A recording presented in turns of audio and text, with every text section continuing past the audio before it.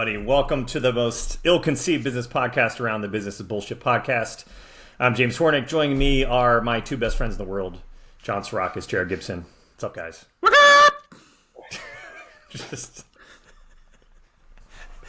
just ruin everyone's audio experience from the get-go. No one's going to shut this off after that. My ears are ringing right now. Yeah. That was a good one, though. It makes up for the lack of one last time, I guess. Oh man, last night. Yeah. I went. So, have you guys ever tried Sumo oranges? What is Sumo? We have them in the fridge. They're amazing. They're actually Mandarin. Some asshole corrected me, but they're incredible. Like, it's literally hands down the best orange. They're only out for like 3 months of the year. They come from Japan. In any event, so I go into the grocery store last night to grab them, and they wanted like $4 an orange. I'm like, okay, well, fuck this. This Greek guy's not paying for that. And anyway, so my wife's out in the car with her sister, right? And so I sneak up to the car and I do one of these, like, bang, and I bang on the window. What was great is she's screaming, her sister's screaming, and then the car next to me, they're laughing. The car behind us is flashing their lights, they're laughing. It turned out to be this great event. The worst part is, though, that she was on the phone with one of our realtors on an investment property, and we just ended up looking really bad. I like how you're just still 15 years old. Like, it really is amazing to see. I wish I held on to my youth that much. Anyway. Yeah, that was... Right, moving on. That's good. Yeah. We're episode 7, guys. We made it. We had a long holiday break. God knows how long it'll be by the time you guys actually hear this. Maybe we're a week or two out from that. But, it's we're back at it. I know Jared's goal was to get us to 10 episodes. So I feel like we already have topics for number 8. So if anyone out there listening has stuff they want us to bitch about, let us know, or we take requests.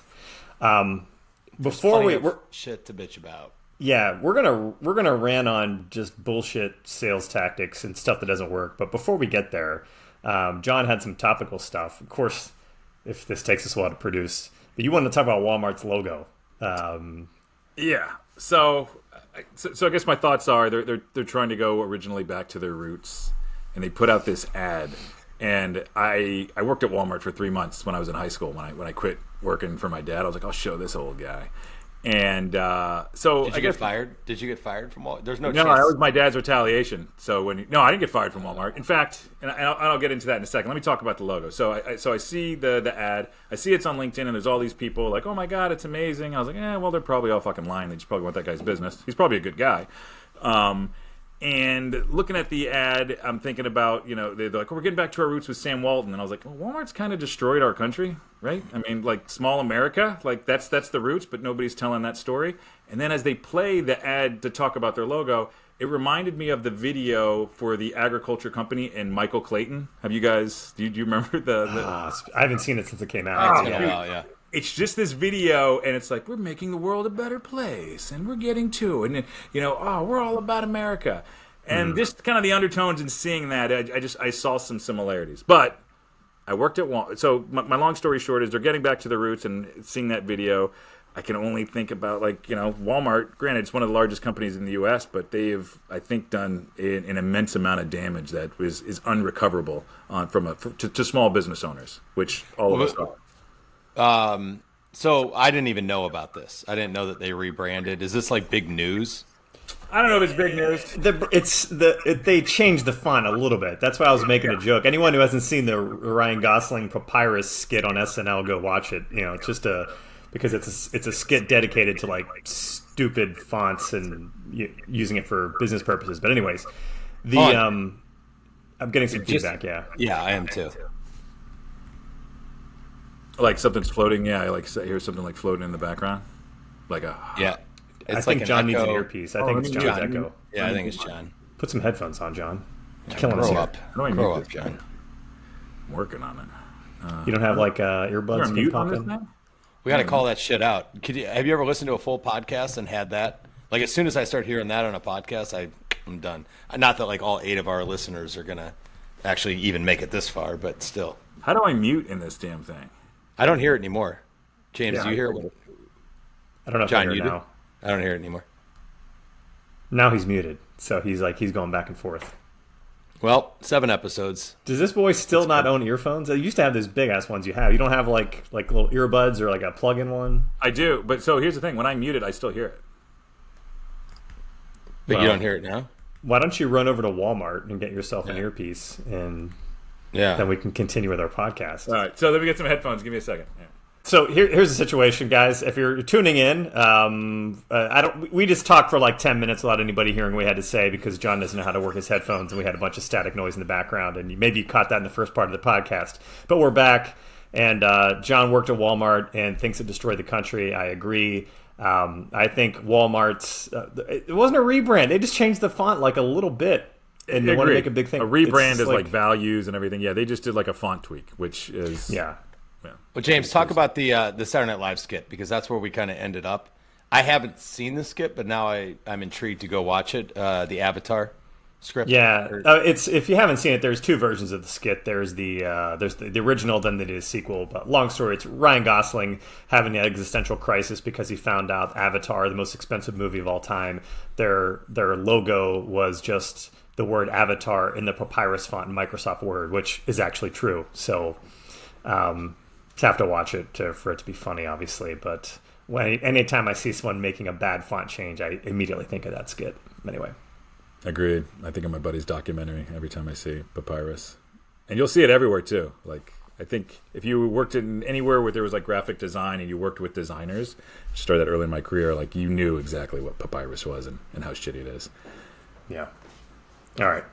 Let's actually get into got a little somber business. After the papyrus comment. What we want to talk about in this podcast is actually nothing to do with any of this, but shitty sales methods, which is probably the reason why we started this podcast. If you guys remember back in the day, we're like, we should just get on a podcast and complain about all the crap emails we get, which is kind of it.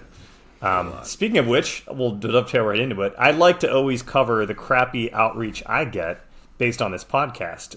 So Fizza Zane, who's an ex-marketing executive at Lulusar, I don't know what that is. Your Business is Bullshit podcast is so interesting and informative. I actually across it and wanted to reach out because I believe Nathan Boz, based in Perth, Washington, WA, I don't know, would be a phenomenal guest on your podcast. So yeah, we're interesting and informative, and someone thinks they have a guest they want to pitch us. Apparently this guy was on Australian Shark Tank and holds a Guinness World Record for something. Then I got another one. Yeah, I got another one from Catherine McCallion, customer success at Valley. Entrepreneur gone corporate, meaning they couldn't make an entrepreneur, they had to go corporate. Address me, John. So or was this going to you, actually? I think I actually went to me, yeah. Okay, yeah. Just listen to episode 90 of your Business is Bullshit podcast. So right there, episode 90. Good.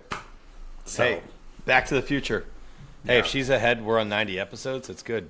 So we're just throwing names under the bus. AI driven, right? So I think that's something worth noting. Which is the first thing. Deep fake personalization is exactly what this is. I think the other thing worth noting is that if you have shitty AI, and it does actually get into one of our inboxes, you too have a chance of being a fucking loser. Yeah, losers of the week. I think the AI can be really bad and really funny. I think that if you use it, there's ways to use AI from a messaging standpoint that really does work, but only like 2%, if even that, of people that are using it the right way. The 98% of shit that we get bombarded with is garbage. And Clay is a software that I think a lot of people are using irresponsibly. And it's not. Well, explain what Clay is and how people are using it. Like Clay is in essence, like a very high level, a scraping tool that can scrape LinkedIn, can scrape websites, can scrape different things, and then add that into messaging, basically. So it sounds like it's more hyper personalized, and they could do it at scale. So I could say, "Hey, John, saw you work at boom company N. Notice you posted on LinkedIn, boom." I get it all the time. Yeah. And I love your take on boom. This is what we do, and then it gets into a pitch and whatever. And it breaks so often because it's just not 100% ready. You know what I love though is, and actually another point later where it gets to the jarringness of some of these handoffs. So you have this AI, and it's like, hey, John, you're like the coolest guy ever. We should really hang out. And you're like, I'm feeling pretty good. Yeah, you achieved this thing. I'm like, all right. They've noticed me, a little flattery. And then you, like, respond, and they're pretty much like, what? Right? You get this, like, fucking, like, oh. I mean, obviously, that was an automated message that you sent over to me, and that one actually worked. And you're just a shitbag human that doesn't understand how to connect with somebody like that. So the problems I have with it is it's just literally lying. If you're telling someone, hey, I really liked your podcast, but you didn't listen to the podcast, you are a fucking liar. Like, there's no other way around it. Like, well, who wants to start? If somebody lies on behalf of you, does that make you a liar? Ooh, that's a good one. My boss noticed your profile. He wanted me to reach out to you.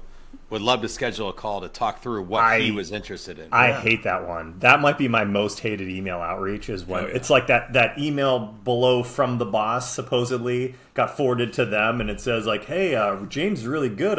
You should reach out to him about this. Like, I'm always like, I literally reply to this nowadays. Like, why didn't your boss just reach out to me directly? Like, if he's sending emails, what's he need you for? Like, tell Lazy to book a meeting. Yeah. The other really bad one is where somebody reaches out and they said, oh, somebody mentioned you and they said you had this really exciting life and we should write a book about your life. And of course, they're obviously a ghostwriter. Yeah. They don't mention the person, and of course, like, I don't think any of us are that excited to get that. So yeah, also a lie. It still blows my mind that there's, and I get them every day. We all get them. That there's people that are using the predictable revenue model, the massive amount of sequencing where there's 8 messages. Like, dude, if I haven't fucking responded back to you after the first message, I have zero interest. Like, I'm just not interested. I read and maybe I'm different in this way that I see the messages when they come in. And anytime I see hope all is well right at the front, or, bear with me for a second, or, this may be out of like, I don't even read any of that stuff. Like, well, I think what's happened is, you're right. So, like, the predictable revenue model got huge. Question mark. Thoughts? Question mark. Shut I don't have the any fuck thoughts. up. So the predictable revenue model got huge, and this is a consequence of the internet, right? So all these people now know this tactic, right? And then they're all going to use a very similar tactic that is right on the nose of what they were doing before. And and then on account of that, all of our inboxes get flooded with just really, really shitty emails. Yeah. It's like when the connect and pitch, like, whoever invented the connect and pitch, that first year they crushed it. But then all of a sudden, like, everyone started doing it, and just what's the connect and pitch for our audience that doesn't know what it is? Connect and pitch is LinkedIn. Yeah, so like you connect with somebody, then immediately pitch them something. So like back when LinkedIn was first becoming like, LinkedIn was around for like 10 years before it really became like a social network. People like really used it. You know what I mean?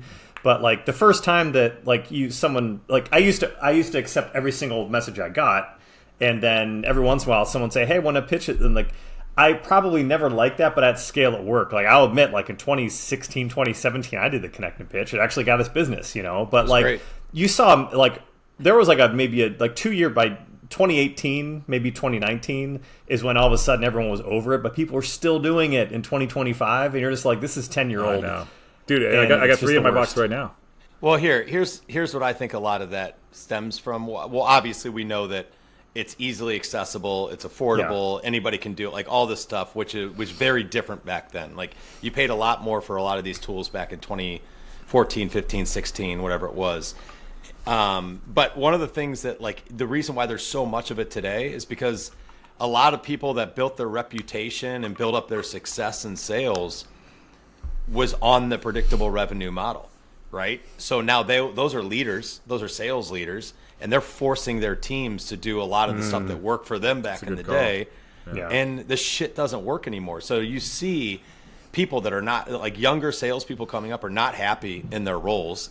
Like, they are, I hate to say it, somewhat lazy because they're relying on all this automation.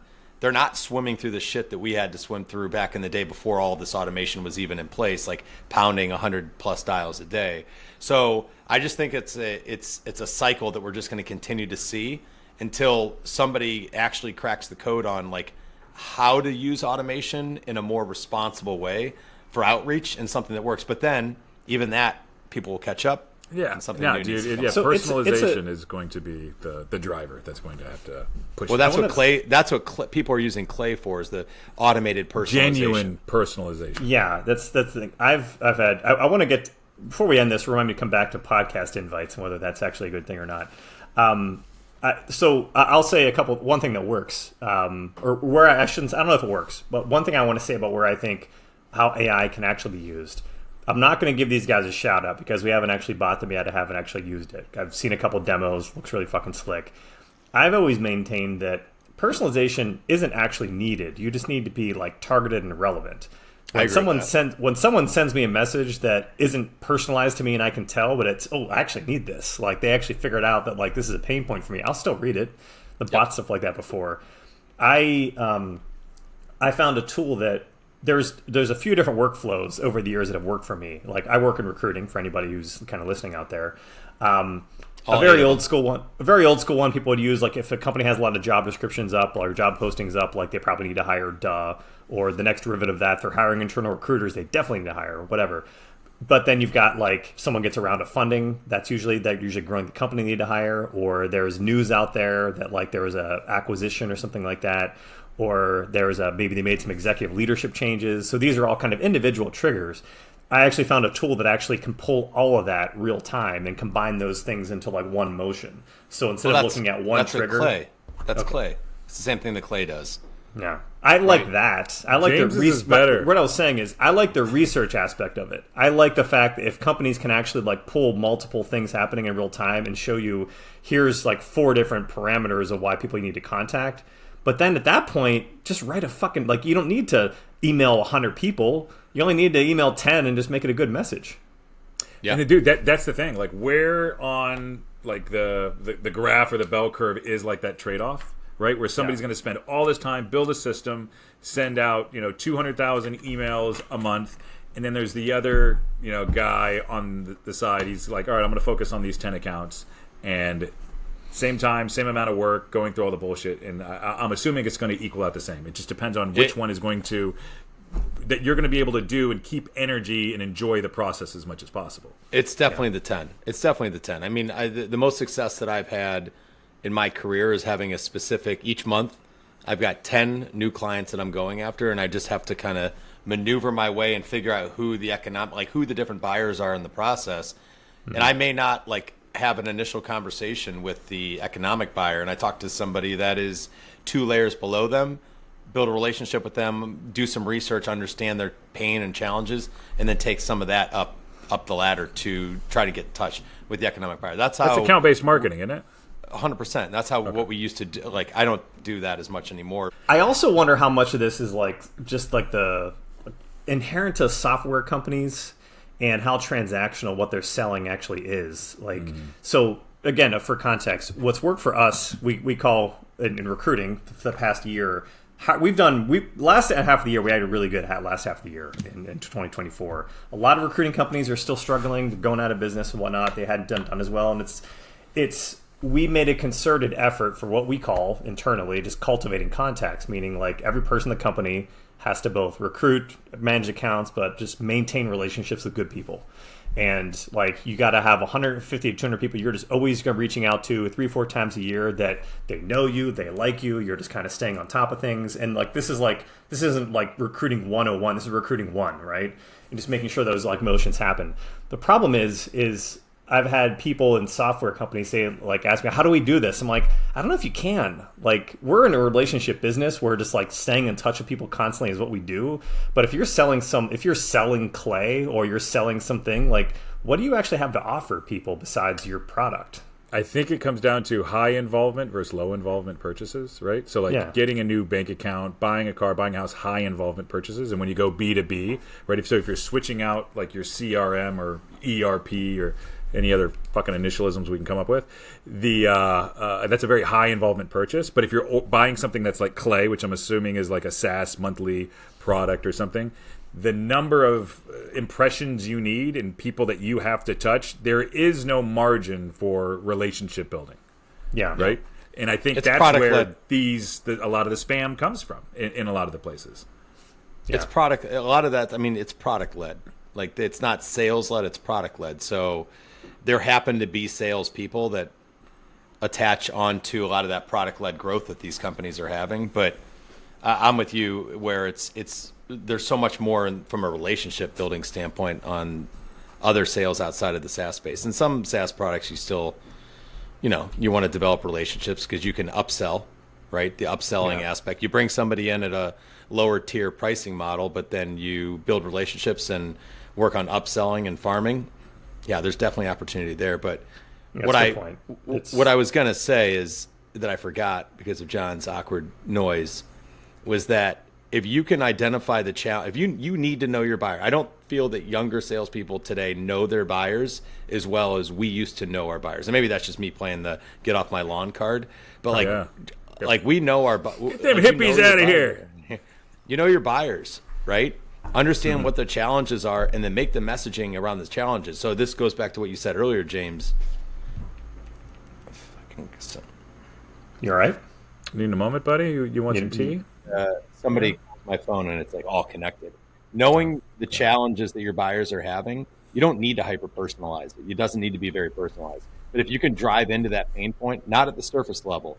Like surface level pain, no shit. Everybody knows the surface level pain. But if you can peel that onion back 3 more layers and really get into what is the outcome of that pain from a personal standpoint causing you, not just like a business standpoint, that's what moves the needle. Like that's what's going to get people to at least pay attention. But you got to do it quick because of how loud everything is today. You don't have much space to get that messaging right. But if you can do that, you can call out like layers deep of pain. That's going to resonate with people more than I think a lot of the shit that we're seeing today. And also, the thing it depends on what you're selling, right? So if it's a luxury, then the pain's not there. It's aspiration that they're trying to go toward. So it all really depends. But ultimately, the message is only going to be as good as the offer, how bad you actually need whatever that thing is they're selling, and the competitive landscape that's out there. Like I used to tell clients, like, look, if you're selling something that is life-changing, you don't even need us. Just pick up the phone and call somebody, right? And then you're going to get it. So depending on how difficult it is to sell actually what it is that you're trying to sell is going to make this game that much harder. And that's why we see all this shit. So what do you think this guy's trying to sell to me? Ready? Hi, Jared. At this point, maybe Outwork's top priority isn't generating revenue. Just let me know whenever your company is reprioritizing this or when your competitors are about to lap you. Smiley face. Passive We'd love to work aggressive- together. We'd love to work aggressive together. Guilt. Yeah, those are It two could be. emotions you want to make sure you hit on. So I don't know what company. So if it's not revenue, then it would be profit. And if it's not profit, he would be speaking specifically to you. And I would assume that it would maybe be your time because, as a co-founder, you're, wearing too many hats. I would just reply back, just like, dude, WTF? Question mark. Like, what are we talking about here? I don't even want to put that much time into it. On to the next. Here's what I've learned so far in this podcast. I think there's actually 3 good points. So one, actually, I wasn't familiar with the model you guys were talking about, but the spam everyone model that old reps made their hay on, and now they're Predictable sales leaders. revenue? Yeah. Dude, that guy's got like 15 kids. Yeah. That's an embellishment. He's got like 9. I'm not kidding. Yeah. So the predictable revenue model, the problem is all the sales influencers and Aaron Ross. I haven't read that one. I don't read books. It's It's a Salesforce. You don't read books? I only do audiobooks. Okay. I pay robots to read to me, John. That's what I like to do. I listen to books. I don't read them. Yeah. So basically, what we've uncovered so far is people made their hay that way. Now they're sales leaders, and they're telling their reps below them to do the exact same thing. That's one. 2 is that we've got John. I think you said this right because I actually had it wrong on software versus services. But you like high involvement versus low involvement kind of purchases. It's really high involvement, whether it's services or software. It doesn't really matter. We're flooding the market with low involvement purchases and therefore like sales methods. So there's more spammers out there selling more transactional bullshit. And then you got AI tools putting all that on steroids, and we're in this sales hellscape. Oh yeah, they're like pump it up. But you know what's funny is I think back to like the tactics that we used to do back in the day, like the cold calling tactics and some of the shit that was like. Now I look at it, I'm like, God, that was so bad. What's a so bad one? Give me a so bad one. Drop-ins. We used to do drop-ins back in the day where I would if I had a meeting in a specific city or something, I would plan like 5 companies to go do a drop-in at. And the drop-in was literally, I would walk up, and if we've talked about this in a previous one, my bad, but I'd walk in and I'd be like, hi, can I help you? I'm like, yeah, my name's Jared Gibson. I'm here for a meeting with John Zarakis. Okay, hold on one second. I'd be like, all right, here we go. Step one, check. Yeah, Jared Gibson is here to meet with you. Oh, okay. He doesn't have anything on his calendar. And I'd be like, oh, shoot. Because we had inside sales people that schedule calls for us. So I'd be like, you know what? It's probably my inside sales guy. You know, he put it on my calendar. I apologize. Is there any way that John has like 2 seconds to come out? Like, that's it? She's like, he wants to know if you've got like 2 minutes to come out or whatever. This is so cringy. And then you'd literally hear him on the call be like, or her on the call be like, fine, hold on a second, I'll be right out. Like, come out. So immediately pissed off. But I'd like, you know, whatever, I apologize, fall on the sword, whatever. So we used to do that. Like, how many drop-ins did you do? So you lied, though, is essentially. So, yeah, you basically 100%. lied. You started the relationship with a lie. Here's what gets me is, like, we can laugh about this stuff nowadays, right? But it was like, because I think everyone's got old stories from. But like, I love years that, though, past. that he went in there. Like, I still, like, that exists. Like, there's a guy and gal out there that are just slaying it, doing it, especially if they're doing copy or repair sales. Like, that is just. Dude, they still do it that way. It was like, crazy. we gamified it, though. So we made up, like, games around it, like us and the other sales guys. Like, we would gamify it. And then, like, the other thing we did, cold calling. If we didn't, like, back then, Jesus, dude. Aging the shit out of myself. LinkedIn wasn't available back then where you could see who the CFO or role with the company was. So you'd call a company, and I would literally say the name of a movie character. And I'd be like, hey, is Rick Vaughn there? Like from Major League, the movie. Like, hey, is Rick Vaughn in? Sorry, we don't have a Rick Vaughn. I'm like, oh, my database says that Rick Vaughn's your CFO. It must be wrong. Who's your CFO? And like 80% back then, 80% of people would tell us, like secretaries would tell us who the CFO was. Like, oh, okay, can you put me through to him? And then we put it through, and then we'd have the conversation. Like, people picked up back then, but it used to be for to do that stuff. So now it's like, yeah, like instead of using so much AI louder. Nowadays people use AI bots to lie, whereas Jared just did that himself. So I know. Yeah. And be creative. Get creative. Don't depend on robots to be liars. Yeah, so when I had a cold call, mine was just brute force. Like, I think I just learned from somebody that had Asperger's, and it was just call and like, yeah, can I speak to Bill Hernicky? Bill Hernicky doesn't want to talk to you. But like, yeah, this is John. Is Bill Hernicky there? And just wear him down. I don't know if it was necessarily effective, but it built in certain things from like a callous standpoint that you can really. The game that we had was like just collect no's. Whoever had the most no's wins, because that means you made the most calls. Yeah, it's a different world today. You mentioned effective. I want to come back to this. Inviting people onto podcasts because you're really trying to sell to them. I argue back and forth on this. I hate having guests on. I don't have guests on my other podcasts just because the conversations are fucking boring. Well, you're a grumpy bastard, though. You don't like your circle of friends is limited to like 4 people, and you're very fucking happy with that. Yes, so everyone says it works because it gets people. I join tons of podcasts. People invite me on podcasts. I join them. I say yes, but you know what I don't do? I don't buy a fucking thing from them.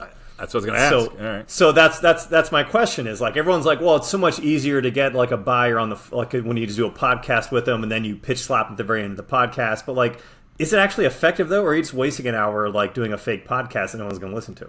So a buddy of mine, agency owner, very successful agency. He has a podcast. It's a good podcast, and he got a national like fashion brand out of it. It was his like second time doing it, and I don't know if that's his intention, but he's had some serious CMOs on there, so he's gotten it.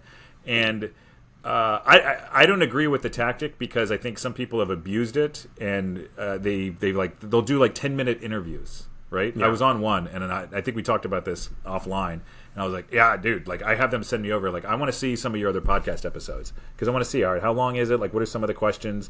Because I'm not gonna waste my time because I've been on too many where I think it's been abused, and fuck that, I'm not gonna support those people. I mean, it's James, you're a nice guy, never buy. Right, like people like talking to you. You bring good shit. But why to are the they? table, why are they inviting me? Like it's stuff that's not even like relevant to me. You know what I mean? Like, well, like why are you inviting people on? If that's your goal, like you got to be more targeted than that. Like, I don't need to buy your tax service or whatever the fuck it is. You know, Is that what it is? You went on a Open tax a prayer. podcast? I've had some stuff that's like tangentially related to like HR but it's not anything that I need or Tax, use or dude, would do you couldn't get me on myself. a You know tax what I mean? podcast. Like I've been on a few like HR pod, which I get because you know I do a lot of content, but I question. And to your point, John, I can see how it works for some people if the podcast is actually good and the people are actually genuine, they're actually building a relationship out of it. But I feel like that's not most people. They're still like running. Agreed. Like, they got a list of questions. They're reading them off. They're waiting for your answer. And then when it's over, like, oh, now that I got you, let me tell you what we do. You know, and I'm just like, yeah, Yeah. I was just on one last week. Who's? I'm probably gonna buy. No, it was really cool. The girl was really cool. She's like, this probably won't be out for 6 months. I was like, all right, well, I'm not going to buy her service for 7 then. But in any event, yeah, we'll probably end up working with them. It was a great podcast. Watched out some of their episodes, and it was just genuine in the service they offer. So I'm willing to give it a try. Yeah, I mean, James, I think that your followers on LinkedIn, because you have 20,000. No, I don't want that. 30,000. John, James is the coolest fucking person that Which isn't, it's not even a lot though. You know what I mean? It's really not a lot. But I think that a lot of people probably narrow down the size of the audience of the people they're inviting on, because the more that they can bring you on, right? People can bring you onto their podcast. They're using those numbers, dude. They're posting clips. They're tagging I'm getting a lot of wannabe nut huggers inviting me onto their podcast. What huggers? What? Huh? Nut huggers, you know, people who want to ride the coattails of my 30,000 followers. Of my 30,000 angry job seekers and angry internal recruiters. John, James's nuts weigh 30,000 pounds. He just drags them 10 feet behind him. He's like that. He's like Stan from. Did you guys watch South Park, the wheelbarrow episode where he's just dragging his nuts around? Oh, dude, I had an old boss. This is like 20 years ago, and I was young and precocious. I was like, hey, so like, what's some of like the best entrepreneur advice you can give me? You know, guys, he's a hardcore alcoholic. He's like, all right. He's like, you see that semi truck over there? I was like, yeah. And he's like, you gotta have balls so fucking big that truck can't even hold them. Really scraping the bottom of the like. I can't wait to see what kind of listeners we have. Anybody respectable left this podcast 5 minutes ago. Yeah, whatever. Nobody's gotten this far in this podcast. I would argue that there's only 2 people that have actually finished a full episode of our podcast. Anyway, so I want to go back to what you said. I think that there is something to the podcast game because it works. Like, and you have to view it as a numbers game. If you're having that many podcasts, James, the people that are going on the podcast that you're going on to, again, you're a guy that like they want to have on. You're smart. You know your shit. You've got a massive following. Like, why not bring you onto a podcast to create content from it? Because I bet you that out of the next 10 people that they have on, they're building relationships with 2 or 3 of the other ones. Here's the thing. I go on all these. these podcasts. I'm fine with it. You know what I mean? I'll if you want to help me self-promote, sure. But like a lot of times the conversations are cool, but I'm just talking strictly the ones that are specifically they were trying to pitch me the entire time. Like the podcast actually sucked. They asked me very generic questions. Yeah, that's exactly what I'm talking about. Places that are trying to have me on so they can pitch me afterwards. That happens, and that's a play. That's what people. That is the growth plan for a lot of people who do podcasts. Is like easy to sell? The audience is not the people listening because there probably isn't anybody. The audience is the guest. Like that's what they are trying to actually accomplish. Which specifically is what I'm like. James seems like the most skeptical fucking person in the world. I would hate to have to sell to him. Same. Dude, I would be like, this isn't going to go well. I know. Dude, I know. Yeah. I just... when like it's at the intersection of like cynicism and skepticism. You're like, oh, yeah. This is gonna hurt. I mean, it's just, what's more fun than just like shitting on someone else's theory or product or idea? Like there's just poke a hole in absolutely anything. I can just see like a Zoom meeting starting and James saying like, "Hey, we got to do this call with these losers." Oh, hey guys, smile on my face. Got that nice conversational tone. Yeah. No, what can I say? I'm good at finding fault in people. Anyways, was there anything else you want to talk about here? There's a whole category I think, John, you had here about fake awards and fake PR. Oh and yeah, fake speaking engagements. Like this might be. Maybe we can end with this, but so. Anybody that's at executive level or owns a company, they get these awards from. There's one company that, oh man, I wish I had the company. I'll pull it up. I'm not going to put it in the show notes. That's too much work. But in any event, you get these. You get a pitched cold email that says like, oh hey, Mr. Hornick, we just gave you the Recruiter of the Decade award, and we're going to give it to you, and then they'll have like 200 other people or whatever, and then the whole point of it, the model is. They sell you the cover of a magazine. So you go, all right, you can buy the cover of a magazine for $5,000. They'll frame that for you. And I don't even think the magazine goes out to anybody other than the people that buy it. And then they sell you like plaques and awards. It's a whole scam. It's vanity scamming is essentially what it is. Here's the funny thing. I have clients that obsess over this shit. You will walk into their offices and you're like, Jesus, like he's bought every one of these fake awards. Like he's been on the cover of this magazine for 10 years. You know what I mean? But to some people, like that's their made it. There's the award, the best places to work list has driven me fucking crazy forever. It's just a made up thing with no basis, especially when we would see that because we actually working in recruitment, we have an idea of like which companies are good and bad based upon like people we know who are trying to leave them or go to them behind the scenes. And like anytime they would have the Chicago like best place to work list, there would be 3 or 4 that are complete shitholes that like people try to leave, but they probably paid for the award or they probably knew somebody who was giving the award out. But see, that award works because that has like huge wheels on it for PR, right? So that's in like all the publications. The ones I'm talking about, it lives and dies in your office and your desk. Like nobody sees them. I think it worked before Glassdoor, before social media. I think it used to work more. I think people nowadays don't get fooled by like best place to work awards. But anyways, I do. Point, yeah. I disagree with that. I absolutely think people do. So I worked at Cranes for 4 years, and all those lists that you're talking about were all big time lists, and people like best places to work, Fast 50, like all this stuff. And I was actually surprised pleasantly. Nobody cares, John. So I was like actually. People in Jacksonville do. No, I'm just kidding. I'm kidding. How long Congrats. was this, Jared? Congrats. Not to make you feel dated again and twice in this conversation. 2014 to like 17 or 18. So it wasn't that long ago. Comedies were still good then. But those decisions came from editorial. Like the people weren't paying for them. A lot of that came from editorial. Like it was like advertising and editorial were completely separate. It's a hard thing to do. Like we've done it for some of our clients. Based in data? Like I don't know. I just But here's a lot of it was there's a massive submission process.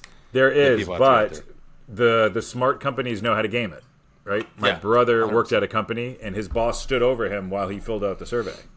Right? This is like 15, 16 years. I mean, that's just all right. Well, if your boss is standing over, you're like, yeah, this place sucks. I mean, God, have you been to the bathroom? It's like a bad slip and slide. But so in any event, it's kind of the game of business, right? You're going to do what you can to get PR.